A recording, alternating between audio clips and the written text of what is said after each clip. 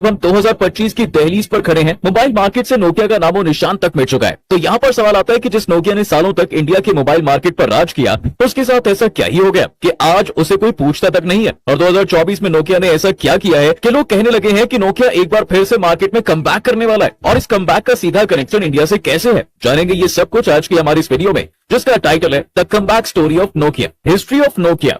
90s का वो time याद है जब स्मार्टफोन या मोबाइल जैसी चीज एग्जिस्ट नहीं करती थी और सिर्फ कुछ लोगों के घरों में वो बड़ा सा टेलीफोन हुआ करता था जिससे लोग दूसरे शहरों में रहने वाले अपने रिश्तेदारों से बात करते थे। फिर साल 2005 में लॉन्च हुआ नोकिया 1100 और इसके साथ ही इंडिया में मोबाइल एज की शुरुआत हो गई। नोकिया 1100 आज के फोन के कंपैरिजन में तो स्टोन एज का डिवाइस लगता है, लेकिन 2005 के टाइम में नोकिया 1100 भी एक फ्यूचर का गैजेट था जिसमें लोग कॉल करके बात तो कर ही सकते थे, साथ ही इसमें एसएमएस, कैलेंडर, कैलकुलेटर जैसे फीचर्स के साथ वो आइकॉनिक स्नेक सेंसिया गेम भी था जिसे खेलकर हम में से ना जाने कितने लोग बड़े हुए हैं। इसलिए नोकिया का ये फोन मार्केट में आते ही हिट हो गया। इसके बाद नोकिया ने कई और मोबाइल फोन्स जैसे नोकिया 1101, 1108, 1110, 1112, 1116 और नोकिया 1200 लॉन्च किया जो सभी हिट रहे। वो वक्त ऐसा था कि इंडिया में मोबाइल का मतलब ही नोकिया हो गया था और इस मार्केट में नोकिया के सामने खड़े होने वाला दूसरा कोई नहीं था। वही 20 साल बाद जब हम 2025 की दहलीज पर खड़े हैं, मोबाइल मार्केट से नोकिया का नामो निशान तक मिट चुका है। तो ऐसा कंपनी नोकिया की शुरुआत 12 मई 1865 में फिनलैंड के एस्पो में हुई थी,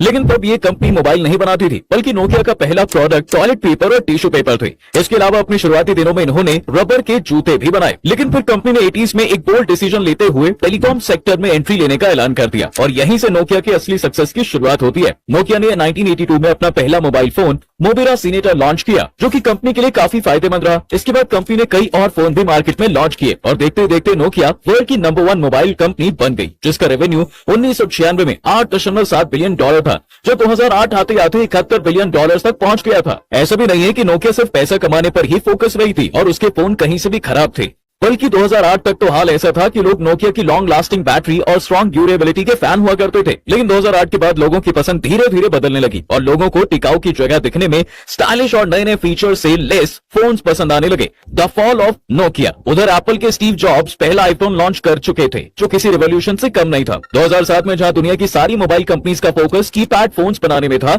वहीं आईफोन में टच स्क्रीन और एक सीमलेस यूजर एक्सपीरियंस था जिसका मुकाबला ये बटन वाले फोन्स नहीं कर सकते थे। इसी के चलते आईफोन काफी पॉपुलर हुआ, लेकिन क्योंकि उसकी कीमत ज्यादा थी तो उसे खरीदना हर किसी के बस की बात नहीं थी। ऐसे में नोकिया ने तब एप्पल के इस नए स्मार्टफोन को ज्यादा सीरियसली नहीं लिया, लेकिन यही नोकिया की सबसे बड़ी भूल साबित हुई, क्योंकि 9 जनवरी 2007 के बाद यानी जिस दिन आईफोन लॉन्च हुआ था, इस दिन से ही कई बड़ी कंपनीज स्मार्टफोन बनाने के काम में जुट गई थी, जिनमें से HTC भी एक थी। और इसी कंपनी ने दोस्तों गूगल के साथ मिलकर दुनिया का पहला Android based phone HTC dream launch कर दिया। ये आईफोन का कॉम्पिटिटर तो था ही, साथ ही इसने नोकिया के साम्राज्य को हिलाने की भी तैयारी कर ली थी, क्योंकि एप्पल जहां अपने मोबाइल ऑपरेटिंग सिस्टम iOS को सिर्फ अपने फोन में ही इस्तेमाल करता, वहीं गूगल ने एंड्रॉइड को ओपन सोर्स कर दिया, जिसका मतलब ये था कि एंड्रॉइड ऑपरेटिंग सिस्टम को कोई भी कंपनी यूज कर सकती थी। इससे हुआ ये कि मार्केट में कई चाइनीज कंपनीज भी अपने एंड्रॉइड फोन्स लेकर आ गई, जिसमें प्राइस और फीचर्स में कॉम्पीट करना किसी भी ब्रांड के लिए मुश्किल हो गया और इस तरह मार्केट में टच स्क्रीन फोन्स का राज हो गया और नोकिया कॉम्पिटिशन से बाहर हो गई। ऐसा नहीं है कि नोकिया ने टच फोन्स बनाने की ट्राई नहीं की। N97 नोकिया का एक ऐसा फोन था जिसमें टच स्क्रीन के साथ साथ स्लाइडिंग कीपैड भी था, लेकिन नोकिया का ये फोन भी पूरी तरह से फेल साबित हुआ। अब जहां एप्पल का सारा फोकस आईफोन के जरिए लोगों को एक स्मूथ एक्सपीरियंस देने पर था, वहीं नोकिया के N97 जैसे फोन्स इसमें कामयाब नहीं हो पाए। ना तो उसका टच स्क्रीन ठीक से काम करता था, ना ही स्लाइडिंग कीपैड। लेकिन जो चीज N97 के लिए सबसे बड़ी मुसीबत बना वो था इसका ऑपरेटिंग सिस्टम सिम्बियन, जिसे नोकिया के इंजीनियर्स ने एप्पल के ऑपरेटिंग सिस्टम iOS को टक्कर देने के लिए बनाया था। N97 के फेल होने के बाद भी नोकिया के पास मौका था कि वो एंड्रॉइड फोन बनाकर खुद को प्रॉफिट में बनाए रखता, लेकिन नोकिया ने एक बार फिर से गलत फैसला लिया और एंड्रॉइड की जगह अपने सिम्बियन ऑपरेटिंग सिस्टम पर ही टिका रहा, जबकि सिम्बियन एंड्रॉइड और iOS के कंपैरिजन आउटडेटेड हो चुका था। यही वजह थी कि एक के बाद एक नोकिया के स्मार्टफोन फ्लॉप ही रहे। इसके बाद नोकिया ने माइक्रोसॉफ्ट के साथ डील साइन की और अपने फोन्स में एंड्रॉइड ऑपरेटिंग सिस्टम की जगह माइक्रोसॉफ्ट का OS डालकर लूमिया सीरीज निकाली, जिसमें उनके पहले डिवाइसेस थे नोकिया 800 और लूमिया 710। नोकिया को उम्मीद थी कि उसके दोनों फोन्स उसे एक बार फिर से मार्केट का किंग बना देंगे, पर हुआ ठीक इसका उल्टा। लोगों को नोकिया के ये दोनों ही फोन पसंद नहीं आए। ये एंड्रॉइड के मुकाबले काफी स्लो थे और इनका यूजर एक्सपीरियंस भी उतना अच्छा नहीं था। नोकिया ने इसके बाद भी कई विंडोज OS वाले फोन्स लॉन्च किए, पर कोई भी नोकिया का कमबैक नहीं करवा सका। ऐसे में कंपनी ने अपने mobile devices sales and service unit को ही बेचने का फैसला कर लिया, जिसे माइक्रोसॉफ्ट ने 7.2 बिलियन में खरीद लिया। लेकिन एक साल के अंदर ही माइक्रोसॉफ्ट को भी समझ में आ गया था कि वो नोकिया को ज्यादा दिनों तक मार्केट में नहीं चला पाएंगे, इसलिए कंपनी ने 2014 में इससे अलग होने का फैसला किया।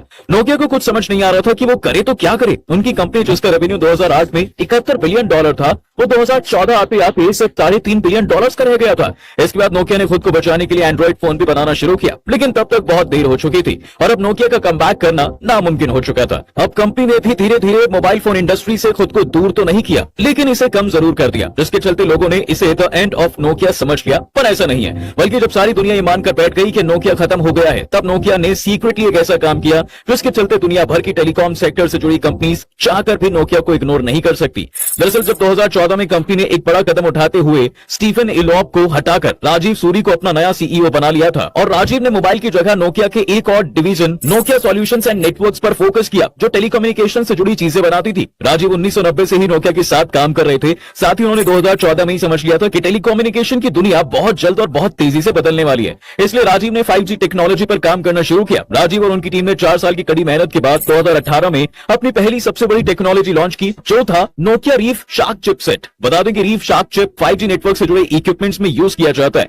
सिंपल लैंग्वेज में कहें तो इन्हें उन मोबाइल टावर और एंटीनास में यूज किया जाता है जो 5G सिग्नल्स को रिसीव करके आपके मोबाइल फोन में भेजने का काम करते हैं। नोकिया का रीफ शार्क चिपसेट ये काम 84 Gbps की अमेजिंग स्पीड से कर सकता है, जो मार्केट में अवेलेबल बाकी के 5G चिप्स के मुकाबले बहुत ज्यादा है। यही वजह है कि टेलीकम्युनिकेशन से जुड़ी कंपनियों ने नोकिया की इस टेक्नोलॉजी को हाथों हाथ लिया और आज नोकिया की सबसे बड़ी टेलीकॉम कंपनीज जैसे AT&T, वोडाफोन और NTT डोकोमो के साथ काम करता है। यहां 2020 आते आते नोकिया 100 से भी ज्यादा टेलीकॉम कंपनीज के साथ डील कर चुका था। वहीं 2024 में ये नंबर 300 के पार पहुंच चुका है, जिसमें इंडिया की एयरटेल और वोडाफोन आइडिया का नाम भी शामिल है। और इन डील्स के जरिए नोकिया ने अपना मोबाइल फोन्स का रेवेन्यू होने के बाद एक stable stream of income company के लिए जनरेट की है। पिछले साल नोकिया का रेवेन्यू $24 बिलियन था, जो 2008 के मुकाबले तो कम है, लेकिन 2014 के कंपैरिजन में बहुत ज्यादा है। अब भले ही नोकिया मोबाइल बाजार में विफल रही हो, लेकिन उसने 5G चिप बाजार में अपनी मजबूत पकड़ बना ली है। नोकिया की ये स्टोरी बताती है कि जहां कई गलत फैसलों की वजह से आप बर्बाद हो सकते हैं, वहीं एक सही फैसला आपकी डूबती नैया को बचा भी सकता है।